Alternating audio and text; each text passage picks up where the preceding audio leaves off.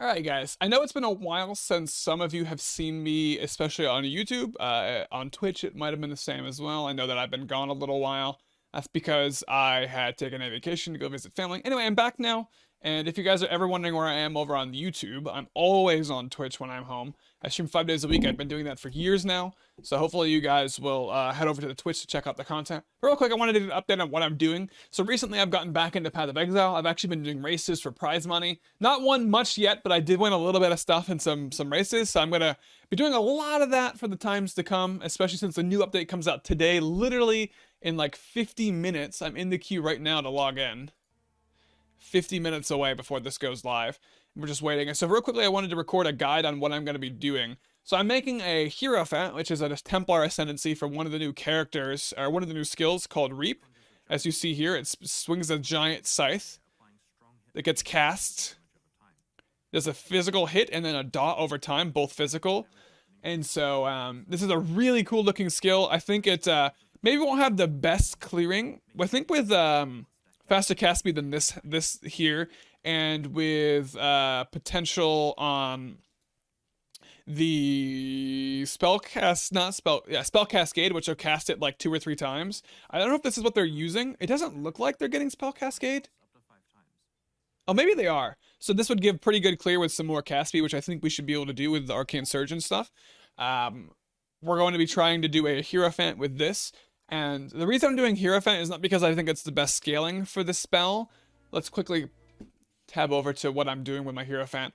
I think that Hierophant will be really good at scaling both the hit and the dot. Definitely not the best, while also getting quite tanky. We're going to be going mana over matter, which means that 30% of damage will go to our mana before life. So we're taking actually 40% of our damage that we take will go to our mana, because we're also taking this ascendancy, Divine Guidance, which is going to give us max mana, damage taken from mana before life, and Transfiguration of Mind, which means that all our max mana increases become damage, which is going to be really, really good, because this will scale both the hit and the dot on Reap, and we're going to scale up the damage on the Corrupting Blood gem, which is a new Corrupting Fever here. It gives Corrupting Blood on your hits and spells. So it will be stacking the Corrupting Blood on enemies up to 10 times, which again, unless you're scaling just purely physical dot, the damage just pure scaling from Transfiguration of Mind will also scale Corrupting Fever. So we're trying to do these new mechanics. We're trying out a new build, and new builds are always risky to spend your first character on. You don't really know what's going to work. It's usually better to spec over to the new build and start with something faster.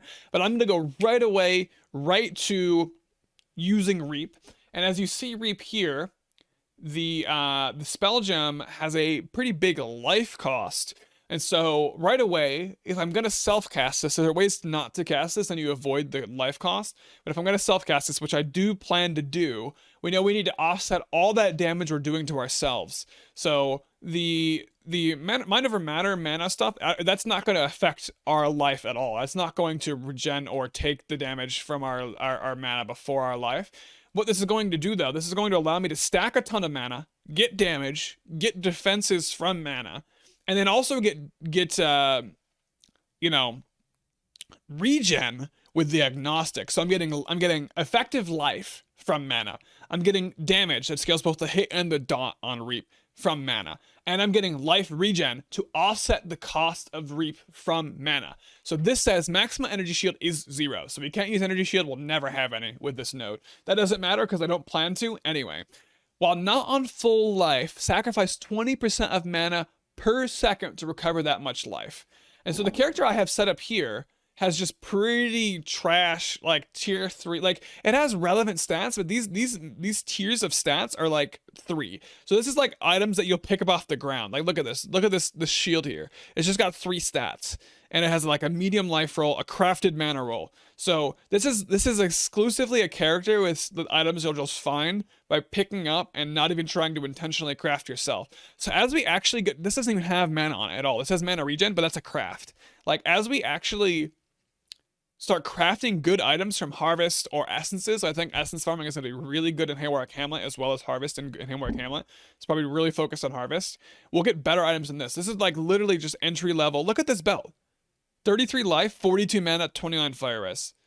This character gets an effective HP pool of 7,534 with these items, and I had a provisional fork of the Path of Building app here, and I was doing around 500,000 damage because Reap was added in by a individual that added a different fork to Path of Building. It's not in the official Path of Building, and I keep checking for updates, seeing if they're going to update all the skill gem info in here before the league goes live. It doesn't look like we'll get to play around with Path of Building before Reap is actually a skill. We'll just have to play with it, see how it feels. But I was doing 400,000 damage per second with Reap's hit and dot, and that's with these items. And I think that the scaling was not correct. I think that I saw somewhere that they had a problem with like Arcane Surge was applying, Arcane Surge shouldn't apply, but we actually shouldn't need Arcane Surge anyway, because we're going to have Arcane Surge on our character on the Hierophant all the time whenever we hit an enemy. But so we'll probably hit about 500,000 with like a 5 link. A 6 link should definitely go 500,000 or higher. But with so like this is like effectively a 4 link, right? This Arcane Surge would always have been active. So with like this setup here, I had like 350,000 DPS. This is like a 4 link because Arcane Surge, we could link it, but it would be effectively like a level 1 Arcane Surge without being linked. I'm not sure exactly how this is going to work, but what we can do is just put Arcane Surge on our like Flame Dash if we need to. We'll figure out what we're going to do.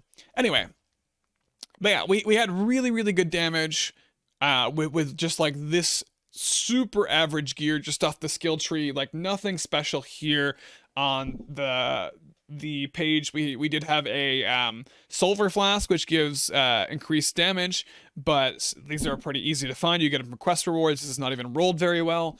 So yeah, I think that the build is going to be impressively tanky, as you see here. Like I said, the effectively 7,500 life with trash tier gear. We're also going to have around 500,000 damage, which will get you, that'll get you through red maps, no problem. It won't be great at bossing against like the Elder and Shaper and stuff like that, but with this tier gear, you shouldn't expect to be doing those. And as again we continue improving the character, we'll be able to probably be able to do all that content. I'd imagine, I'd hope.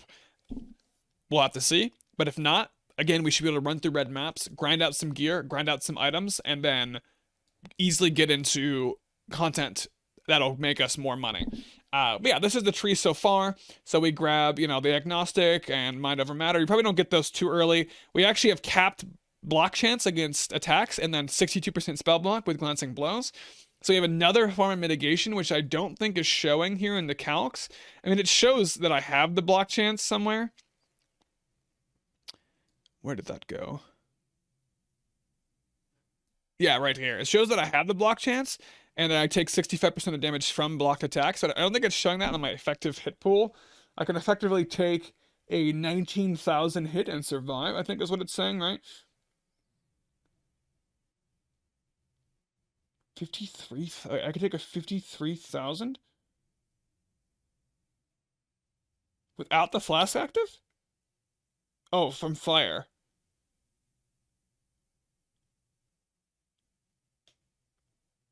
Wow. So yeah, surprisingly tanky with all the regen that I have. I have 1,483 life regen while not on full life. Because that means my mana is getting sacrificed to regen. While on full life, I still have 900 mana. But as soon as I can take any damage, my life regen is 1,500 a second. Again, with terrible tier items, our mana regen is even so without you know doing the Agnostic, sacrificing mana to regen life, I have 753. With the Agnostic, I still net positive 180 mana a second. So as I'm damaging myself and spending mana to heal my life, I am also still net positive about 200 mana regen, again, on trash tier gear. This is very easy to get higher amounts, and I think this character will feel really good to play. You'll have to check out the Path of Building as I update it and see this stream and see how this goes. But let's go over again quickly. So yeah, we get glancing blows here. We're gonna get some life and some fizz damage here on Vanquisher. Fizz damage scales both the hit and the dot, and corrupting fever. Veteran soldier here gives life, physical damage over time, and physical damage. We're getting some mana regen and life regen from Shaper. We get a good amount of the life here from the Scion life tree. We get, you know, battle rounds, all that stuff. I'm not sure what progress you would go first. I think if you're playing hardcore like me, you'll grab a lot of the life and stuff early. You won't even grab Mind Over Matter. I think that's kind of sketchy early, so you could get like this life early, this life, then you could go this way, get this life, depending on how scared you are. If you're playing softcore or you just want more damage, you can try to get like early Vanquisher, Veteran Soldier. You can get... this node up here is a pretty good one too. This gives up to 40% spell damage as well from mana, so you could path over there depending on what you want, damage or life. You could kind of go any way. I think you'll only do Mind Over Matter and Agnostic when you have a high enough level clarity and you could sustain it or you feel comfortable. I'm not really sure exactly when that'll be for me. Again, we're gonna have to test this out. The path of building is not fully working, which is kind of a bummer. But I'm really excited to try this out. I think this will be really smooth. I think there's no problems that I'll have with this build. I think the damage should be fine. I don't think it's going to be the zoomiest thing, but I think it's going to actually be able to start doing bosses when I get decent tier gear because of how tanky I'm going to be. If I can break, you know, a million DPS, that should be fine to start bossing. It's nothing insane, but I don't think I'll have too many problems with them with how effectively I can regen all my life and such.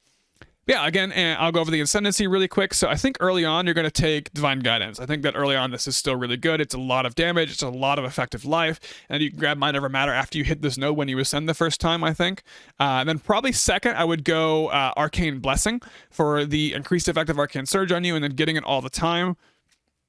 I would maybe get this third and then save this for Uberlam. Although, depending on how safe you feel, I think I would still get this first. If you're feeling a little sketched, you can get Conviction of Power for the minimum endurance charges, which gives a 16% fizz damage reduction taken and 16% to all res, and then a bunch of crit chance on the power charges, which is not super relevant. But if you're feeling still super sketched, you get this. I think that I'll be fine, and I'll probably go Divine Guidance, Arcane Blessing, Unlimited Devotion, and Conviction of Power last. If I die, though, maybe I should have gone Conviction of Power second, but I don't think that'll be a big problem. Yeah, so that's a quick overview of the build. We're just waiting on the POB. I'll go over the skills we're using. So we're going to do Reap.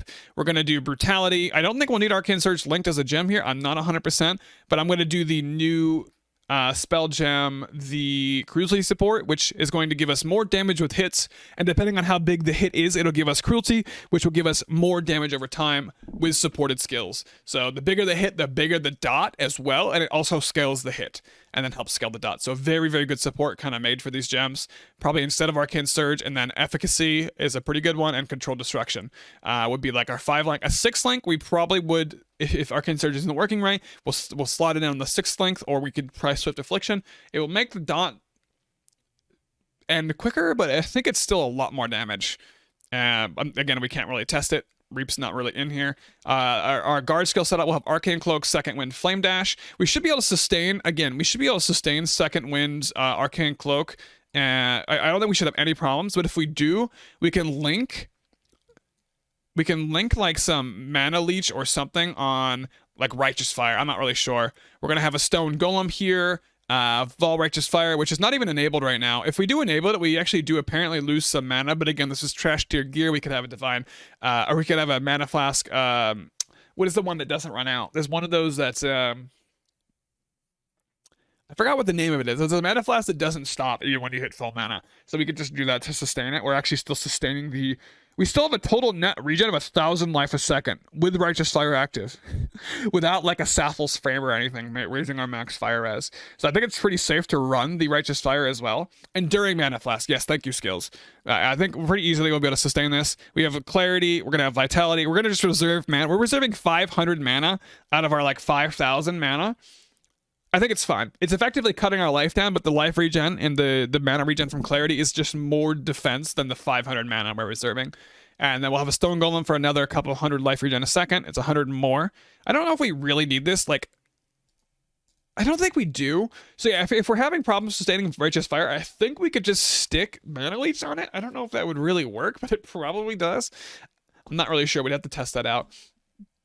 Casting damage taken, Enfeeble, Immortal Call, Tempest Shield. I'm not 100% this is the best. I know Tempest Shield is great. That gives us capped attack block. Without it, we don't have it. We're at 72, and we get pretty near cap spell block, which is going to be really, really nice. And Mortal Call is going to. I don't think it'll use our endurance charges because we can't spend them. We have a minimum of 4. I'm not sure how this is going to work with minimum endurance charges because we do have 4, but I don't know if it's going to consume them or remove them, right? It won't remove the endurance charges, but it's fine. It's still less damage taken. It's still another very cheap form of mitigation to throw in to already a massive effective health pool. So I don't really mind that. And then Enfeeble, maybe not the best. We could probably switch this out with something else, but I'm going to try Enfeeble early on, which is another just less damaged multi for enemies, just effectively raising our HP through the roof. It's going to be really, really nice. Our mobility 2 is going to be shield charge, fortify, faster attacks. Oh yeah, do we have... Is fortify showing up in the calcs? I don't think it is. No, it's not.